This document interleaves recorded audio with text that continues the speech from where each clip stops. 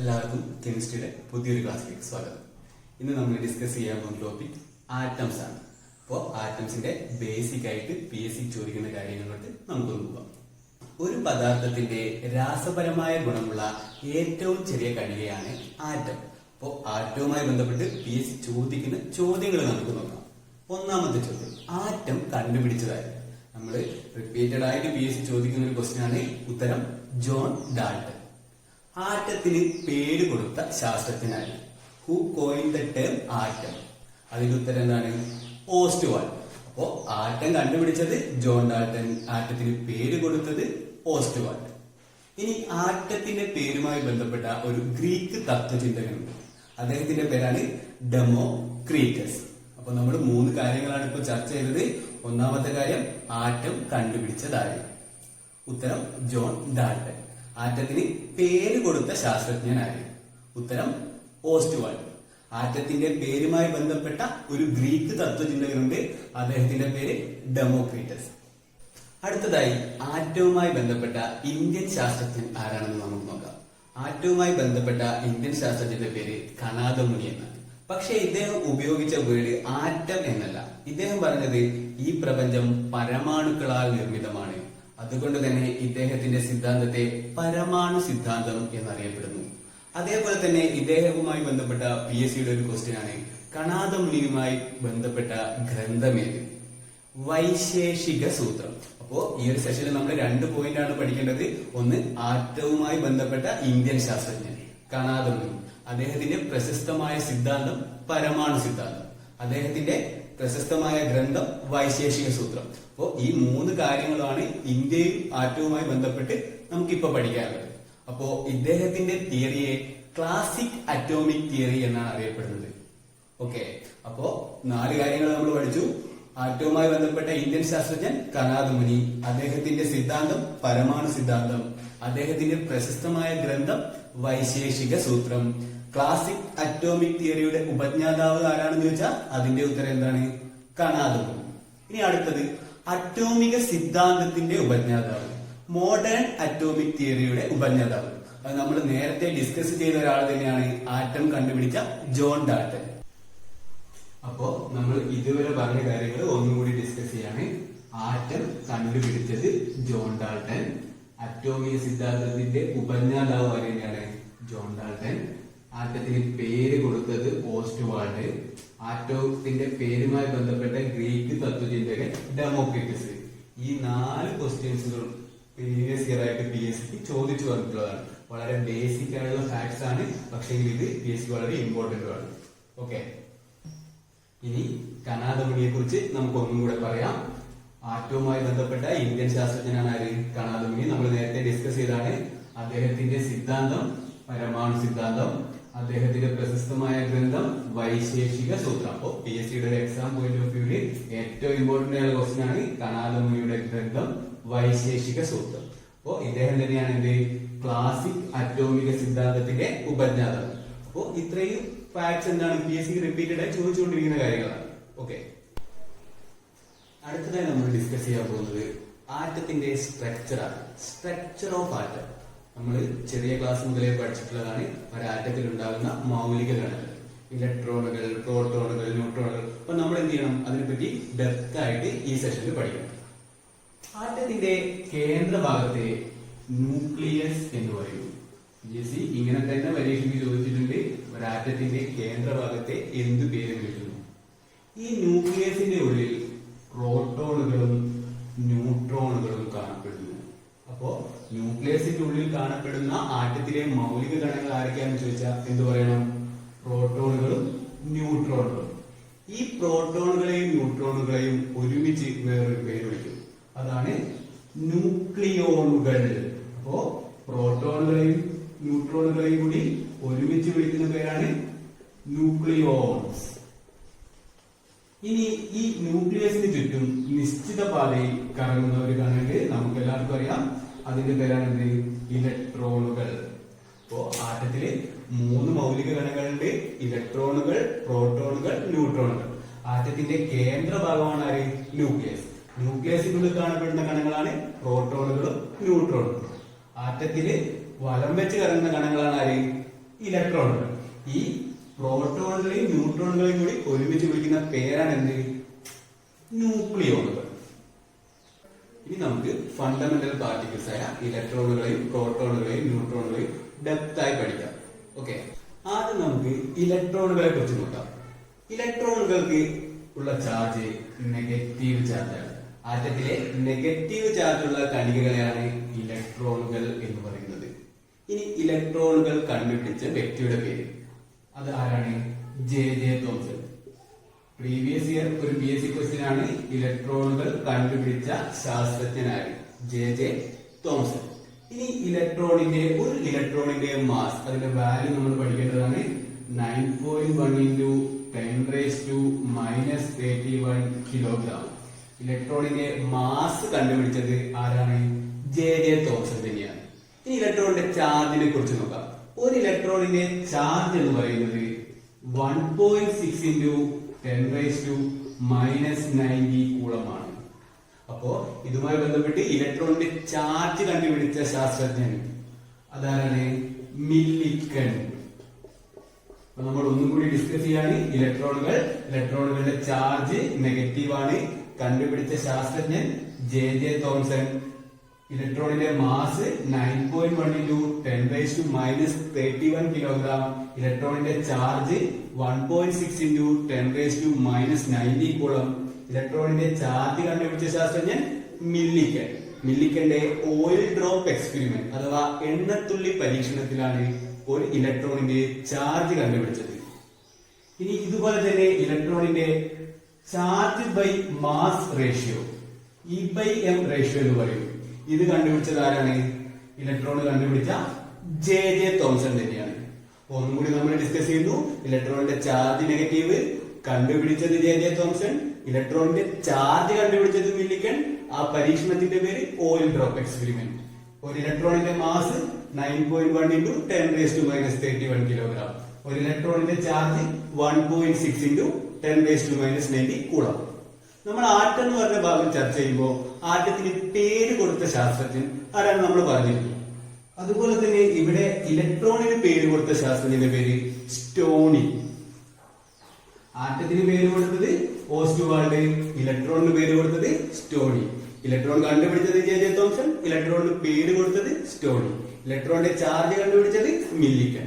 അപ്പോ ഇത്രയും കാര്യമാണ് ഇലക്ട്രോണുമായി ബന്ധപ്പെട്ടിട്ട് നമ്മൾ ഇമ്പോർട്ടന്റ് ആയി പഠിക്കേണ്ടത്. ലൈറ്റിന്റെ ഒരു ഇമ്പോർട്ടന്റ് പ്രോപ്പർട്ടിയാണ് ഡുവൽ നാച്ചർ.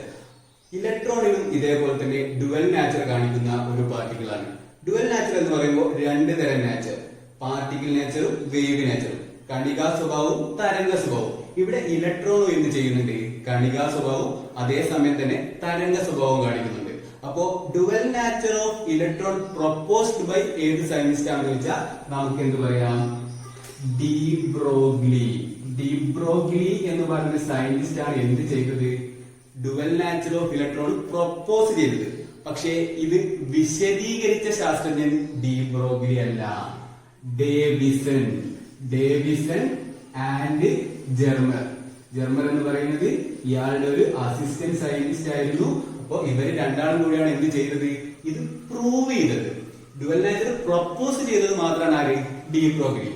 ഓക്കെ, അപ്പോ dual nature of electron was proposed by de Broglie and executed by Davisson and Germer. അടുത്തതായി നമ്മൾ ഡിസ്കസ് ചെയ്യാൻ പോകുന്നത് പ്രോട്ടോണുകളെ പറ്റിയാണ്. ആറ്റത്തിലെ പോസിറ്റീവ് ചാർജുള്ള കണങ്ങളാണ് പ്രോട്ടോണുകൾ. നേരത്തെ നമ്മൾ ഇലക്ട്രോണുകളെ കുറിച്ച് ഡിസ്കസ് ചെയ്യുമ്പോൾ പറഞ്ഞത് ആറ്റത്തിലെ നെഗറ്റീവ് ചാർജുള്ള കണങ്ങളാണ് ഇലക്ട്രോണുകൾ. അപ്പോ ഇവിടെ എന്താണ്? ആറ്റത്തിലെ പോസിറ്റീവ് ചാർജുള്ള കണങ്ങളാണ് പ്രോട്ടോണുകൾ. ഈ പ്രോട്ടോണുകൾ എവിടെയാ കാണപ്പെടുക? നേരത്തെ നമ്മൾ ഡിസ്കസ് ചെയ്തതാണ്. പ്രോട്ടോണുകൾ കാണപ്പെടുന്നത് ന്യൂക്ലിയസിന്റെ ഉള്ളിലാണ്. ഇനി ആരാണ് പ്രോട്ടോണുകൾ കണ്ടുപിടിച്ചത്? Who discovered protons? പ്രോട്ടോണുകളെ കണ്ടുപിടിച്ചത് റുദർഫോർഡ് എന്ന് പറയുന്ന സയന്റിസ്റ്റ് ആണ്. അപ്പോൾ റുദർഫോർഡ് എന്ന് പറയുമ്പോൾ നമ്മൾ അതിന്റെ മുഴുവൻ പേര് പഠിക്കണം.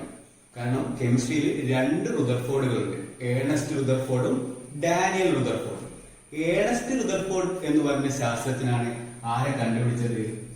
പ്രോട്ടോണുകളെ കണ്ടുപിടിച്ചത്. അപ്പൊ ഒന്നുകൂടെ പറയുന്നു, പോസിറ്റീവ് ചാർജുള്ള കണങ്ങളെയാണ് പ്രോട്ടോണുകൾ എന്ന് പറയുന്നത്. പ്രോട്ടോണുകളെ കണ്ടുപിടിച്ച ശാസ്ത്രജ്ഞൻ ഏണസ്റ്റ് റുദർഫോർഡ് ആണ്. അപ്പോ ഓട്ടോമാറ്റിക്കലി ഉണ്ടാകുന്ന ക്വസ്റ്റ്യൻ ആണ് മറ്റേ റുദർഫോർഡിനെ പറ്റിയിട്ട്. ഡാനിയൽ റുദർഫോർഡ്, ഇദ്ദേഹത്തിന്റെ കെമിസ്ട്രിയിലെ സംഭാവന എന്താന്ന് വെച്ചാല് നൈട്രജൻ കണ്ടുപിടിച്ചു. അപ്പോ പ്രോട്ടോണുകളെ കണ്ടുപിടിച്ചത് ഏണസ്റ്റ് റുദർഫോർഡും നൈട്രജൻ കണ്ടുപിടിച്ചത് ഡാനിയൽ റുദർഫോർഡും.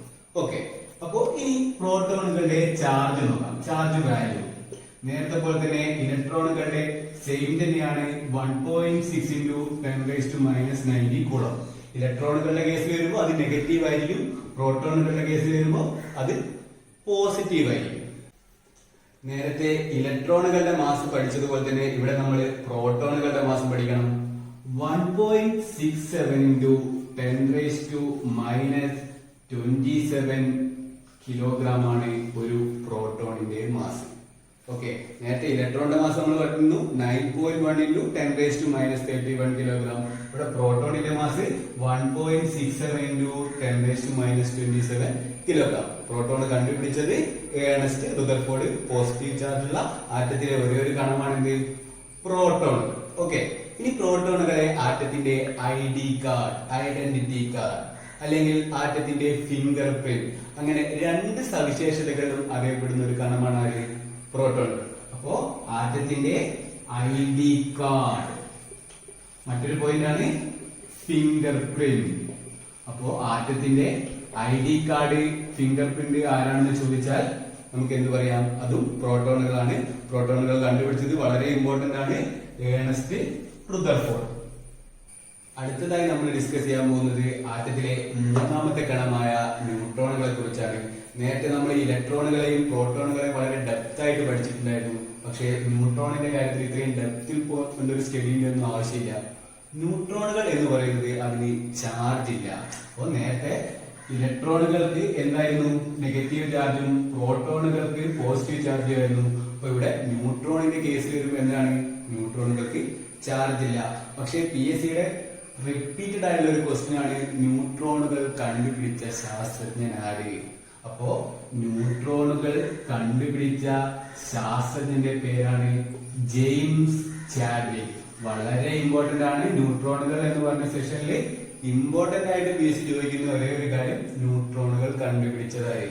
വേണമെങ്കിൽ ഇങ്ങനെയും ചോദിക്കാം, ആറ്റത്തിലെ ചാർജ് ഇല്ലാത്ത കണം ഏത്? അപ്പൊ ഈ രണ്ട് പോയിന്റ് നമ്മൾ എന്ത് ചെയ്താൽ മതി? ഒരു ന്യൂട്രോണുകളെ കുറിച്ച് പഠിക്കുമ്പോൾ ഓർത്ത് വെച്ചാൽ മതി. അപ്പോ നമുക്കിനി ഇത്രയും പറഞ്ഞ കാര്യങ്ങൾ ഒന്ന് ക്രോഡീകരിച്ച് പറയാം. ഇലക്ട്രോണിന്റെ ചാർജ് നെഗറ്റീവ്, പ്രോട്ടോണിന്റെ ചാർജ് പോസിറ്റീവ്, ന്യൂട്രോണിന് ചാർജ് ലെസ്. ഓക്കെ, ഇനി ഇലക്ട്രോൺ കണ്ടുപിടിച്ചത് JJ തോംസൺ. പ്രോട്ടോൺ കണ്ടുപിടിച്ചത് ഏണസ്റ്റ് റുദർഫോർഡ്. ഓക്കെ, വളരെ ഇമ്പോർട്ടന്റ് ആണ് സയന്റിസ്റ്റുമാരുടെ പേര്. ന്യൂട്രോൺ കണ്ടുപിടിച്ചത് ജെയിംസ് ചാഡ്വിക്. അപ്പോ ഈ മൂന്ന് കണങ്ങൾ കണ്ടുപിടിച്ച സയന്റിസ്റ്റുമാരുടെ പേര് നിർബന്ധമായി ഓർത്തു വെക്കണം. ഇനി അടുത്തത് ഇലക്ട്രോണിന്റെ മാസ് 9.1 into 10⁻31 കിലോഗ്രാം. പ്രോട്ടോണിന്റെ മാസ് 1.67 into 10⁻27 കിലോഗ്രാം. വേണമെങ്കിൽ ജസ്റ്റ് ഒന്ന് ഓർത്ത് വെക്കാവുന്നതാണ്. ന്യൂട്രോണിന്റെ മാസ് 1.67 into 675 into 10⁻27 കിലോഗ്രാം. ഇതുവരെ ഇത് ചോദിച്ചത് കണ്ടിട്ടില്ല, പക്ഷെ ജസ്റ്റ് ഒന്ന് ഓർത്ത് വെക്കുക. അപ്പോ പരീക്ഷയ്ക്ക് ഒരിക്കലും ഇങ്ങനെ ചോദിച്ചിട്ടുണ്ടായിരുന്നു, ഒരു ആറ്റത്തിലെ ഏറ്റവും ഭാരം കൂടിയ കണം ഏതെന്ന്. അപ്പോ ഇതിൽ നിന്ന് നമുക്ക് മനസ്സിലാവും ന്യൂട്രോണുകളാണ് എന്ത്? ഒരാറ്റത്തിലെ ഭാരം കൂടിയ കണം. അപ്പോ അടുത്ത ക്വസ്റ്റ്യൻ വരികയാണ്, ഒരാറ്റത്തിലെ ഭാരം കുറഞ്ഞ കണം എന്ത്? അപ്പൊ നമുക്ക് എന്ത് പറയാം? ഇലക്ട്രോണുകളാണ് ഒരാറ്റത്തിലെ ഭാരം കുറഞ്ഞ കണം. ഓക്കെ, ഇനി നമ്മൾ ഡിസ്കസ് ചെയ്യാൻ പോകുന്നത് ന്യൂക്ലിയസിനെ കുറിച്ചാണ്.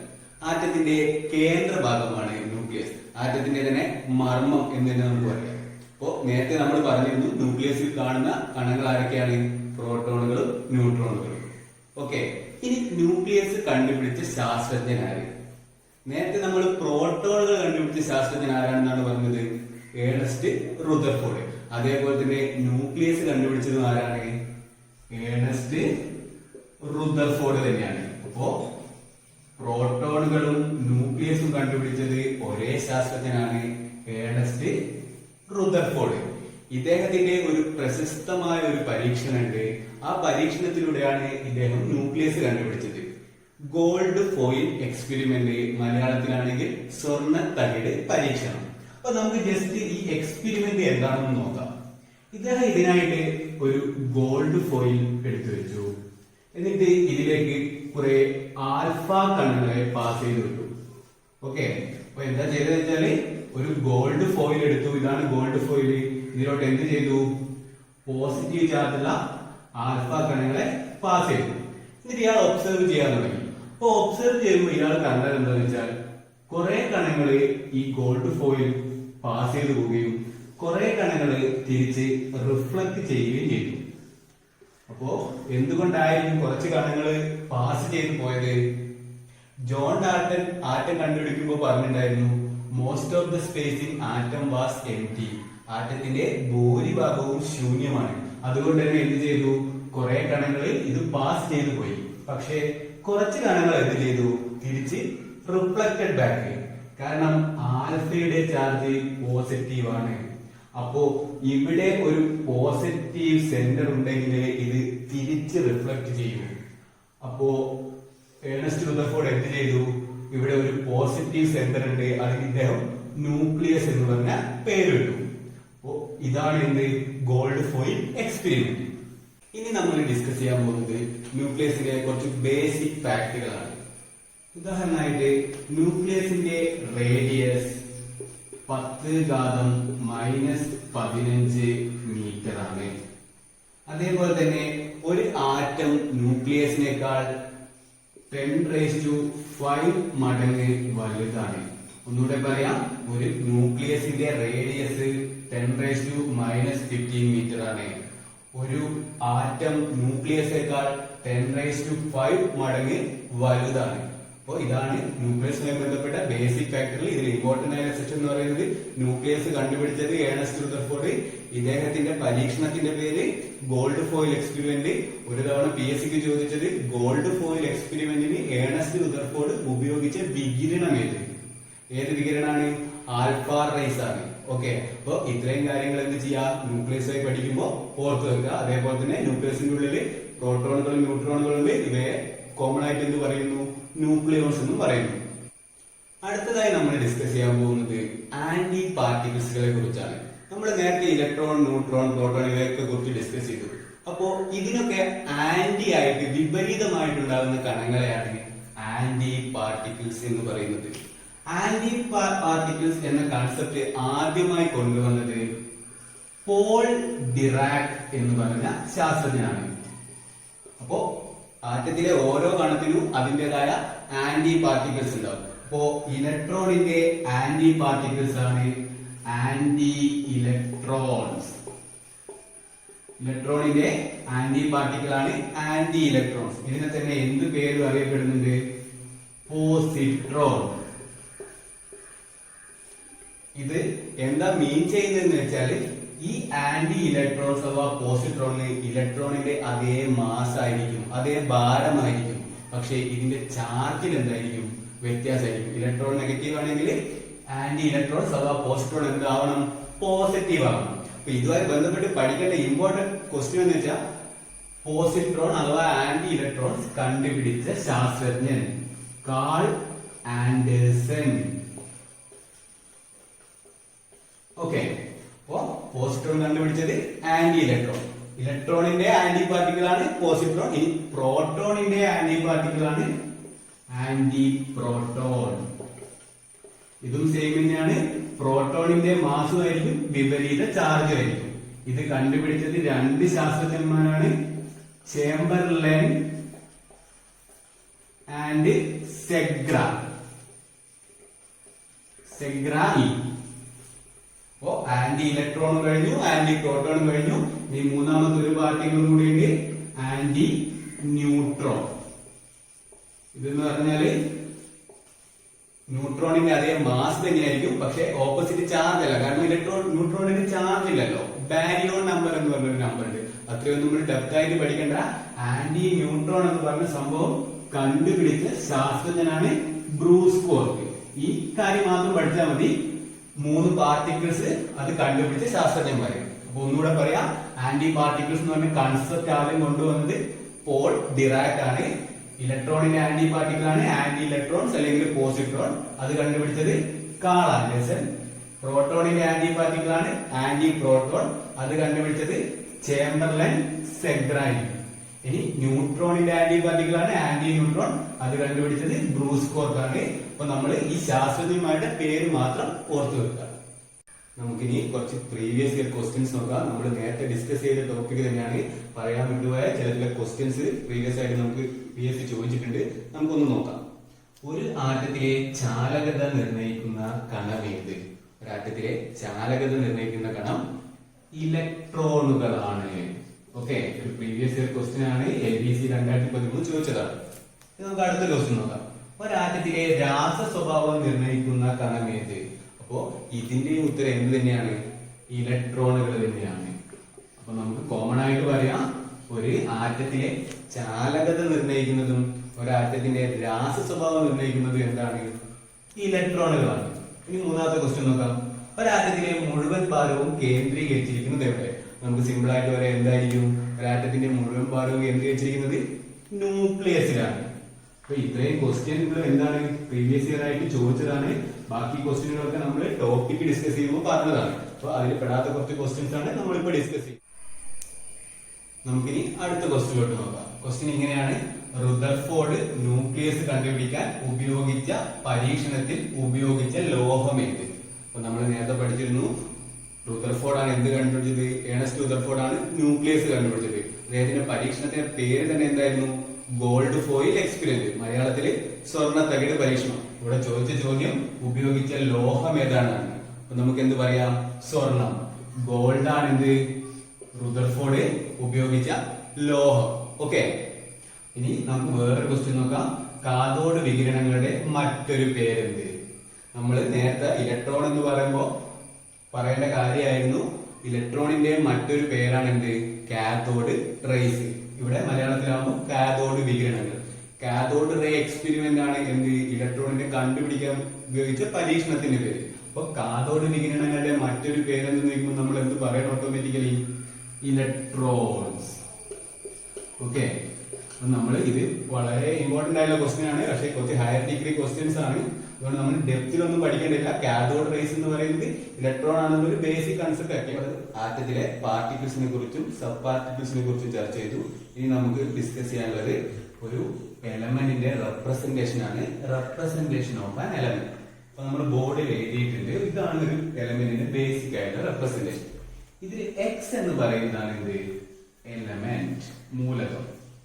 ഓക്കെ, ഇതിന്റെ മുകളിലായി എ എന്ന് എഴുതിയിട്ടുണ്ട്. അത് ഒരു എലമെന്റിന്റെ അറ്റോമിക് നമ്പർ അല്ല, അത് മാസ് നമ്പർ ആണ്. അപ്പൊ നമ്മള് തെറ്റിദ്ധരിക്കരുത്, എ എന്ന് പറയുന്നത് അറ്റോമിക് നമ്പർ അല്ല, അത് മാസ് നമ്പർ ആണ്. ഇതിന്റെ താഴെയായിട്ട് സെറ്റ് എന്ന് എഴുതിയിട്ടുണ്ട്. അപ്പൊ അതെന്തായിരിക്കും? ഓൾറെഡി ഇവിടെ മാസ് നമ്പർ പറഞ്ഞു കഴിഞ്ഞു. ഇനി ബാക്കിയുള്ളത് അറ്റോമിക് നമ്പർ ആയിരിക്കും. അപ്പോ സെറ്റ് എന്ന് പറയുന്നത് അറ്റോമിക് നമ്പർ. ഒന്നുകൂടി പറയാം, നമ്മൾ ഡിസ്കസ് ചെയ്യുന്ന topic representation of an element ആണ്. അതിൽ എക്സ് എന്ന് പറയുന്നതാണ് എലമെന്റ്, എ എന്ന് പറയുന്നത് മാസ് നമ്പർ, സെഡ് എന്ന് പറയുന്നത് അറ്റോമിക് നമ്പർ. ഇനി നമ്മൾ പഠിക്കേണ്ടത് എന്താണെന്ന് വെച്ചാൽ, ഒരു ആറ്റത്തിലെ പ്രോട്ടോണുകളുടെ എണ്ണം അതിന്റെ അറ്റോമിക നമ്പറിന് തുല്യമായിരിക്കും. അപ്പൊ നമുക്ക് ബോർഡിൽ എഴുതാം, number of protons equal to എന്തായിരിക്കും? Atomic number, Z. അതേപോലെ തന്നെ ഒരാറ്റത്തിലെ ഇലക്ട്രോണുകളുടെ എണ്ണം അതിന്റെ അറ്റോമിക നമ്പറിന്, അതും എന്തായിരിക്കും? അറ്റോമിക നമ്പറിന് തുല്യമായിരിക്കും. അപ്പൊ നമുക്ക് ഒന്നും കൂടെ എഴുതാം, number of electrons equal to എന്താണ്? അറ്റോമിക് നമ്പറിന്റെ റെപ്രസെന്റേഷൻ സെഡ് ആണ്. അപ്പോ ഇലക്ട്രോൺസിന്റെയും പ്രോട്ടോൺസിന്റെയും കാര്യം പറഞ്ഞു, അതെപ്പോഴും അറ്റോമിക് നമ്പറിന് തുല്യമായിരിക്കും. ഇനി മൂന്നാമതൊരാളും കൂടി ഉണ്ടല്ലോ, നമ്പർ ഓഫ് ന്യൂട്രോൺസ്. ഇതിലാണ് ഒരു ചെറിയ മാറ്റം. ഒരാറ്റത്തിലെ ന്യൂട്രോണുകളുടെ എണ്ണം അതിന്റെ മാസ് നമ്പറിൽ നിന്ന് അറ്റോമിക് നമ്പർ കുറച്ചാൽ എന്ത് കിട്ടും? അതായിരിക്കും. അപ്പൊ നമുക്ക് മാത്തമാറ്റിക്കലി എ മൈനസ് സെഡ് എന്ന് റെപ്രസെന്റ് ചെയ്യാം. അപ്പൊ ഒന്നുകൂടെ പറയുന്നുണ്ട്, എക്സ് എന്ന് പറയുന്നത് മൂലകം, എ എന്ന് പറയുന്നത് മാസ് നമ്പർ, സെഡ് എന്ന് പറയുന്നത് അറ്റോമിക് നമ്പർ. ഇനി ഒരു ആറ്റത്തിലെ നമ്പർ ഓഫ് പ്രോട്ടോൺ എന്ന് പറയുന്നത് അതിന്റെ അറ്റോമിക് നമ്പറിന് തുല്യമായിരിക്കും. അറ്റോമിക് നമ്പറിന്റെ സിമ്പൽ എന്ന് പറയുന്നത് സെറ്റ് ആണ്. അതുകൊണ്ട് number of protons is equal to Z. ഒരു ആറ്റത്തിലെ നമ്പർ ഓഫ് ഇലക്ട്രോൺ എന്ന് പറയുന്നത് അതും എന്തായിരിക്കും? അറ്റോമിക് നമ്പറിന് തുല്യമായിരിക്കും. വീണ്ടും നമ്മൾ എന്ത് ചെയ്തു? സെറ്റ് എന്ന് എഴുതി. ഇവിടെ ആകെ മാറ്റം വരുന്നത് എന്താണ്?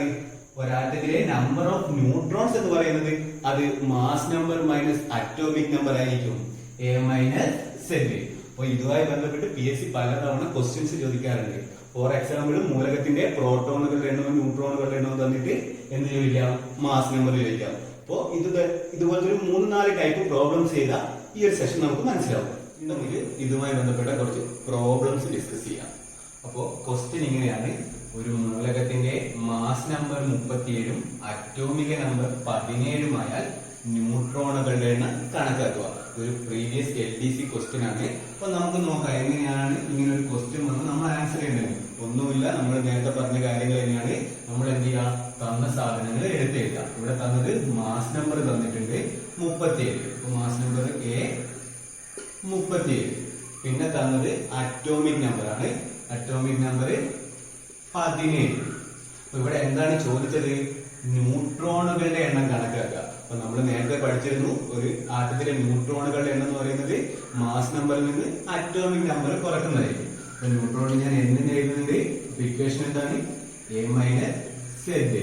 അപ്പൊ ഇവിടെ എ എന്ന് പറയുന്നത് 37 മൈനസ് 17, ഉത്തരം 20. അപ്പൊ ഇങ്ങനെയുള്ള ഒരുപാട് ക്വസ്റ്റ്യൻസ് വരാറുണ്ട്. അപ്പൊ നമുക്ക് ബേസിക് ആയുള്ള ഇക്വേഷൻ മാത്രം അറിഞ്ഞു കിട്ടിയാൽ മതി. ഇങ്ങനെയുള്ള ഒരു ക്വസ്റ്റ്യൻ വന്നാൽ അറ്റൻഡ് ചെയ്യാം. പുതിയൊരു പ്രോബ്ലം ഡിസ്കസ് ചെയ്യാം. പ്രോബ്ലം എങ്ങനെയാണ് പറയുന്നത്? ഒരു മൂലകത്തിൽ 36 പ്രോട്ടോണുകളും 40 ന്യൂട്രോണുകളും ഉണ്ട്. മാസ് നമ്പർ കണക്കാക്കുക. അപ്പൊ നമ്മൾ എന്ത് ചെയ്യാ? നേരത്തെ പോലെ തന്ന സാധനങ്ങൾ എഴുതുക. ഇവിടെ തന്നത് എന്തൊക്കെയാണ്? പ്രോട്ടോണുകൾ 36, ന്യൂട്രോണുകൾ എത്രയാണ്? 40. നമ്മളോട് ചോദിച്ചത് മാസ് നമ്പർ ആണ്. നമ്മുടെ കയ്യിലുള്ള ഇക്വേഷൻ എന്താണ്?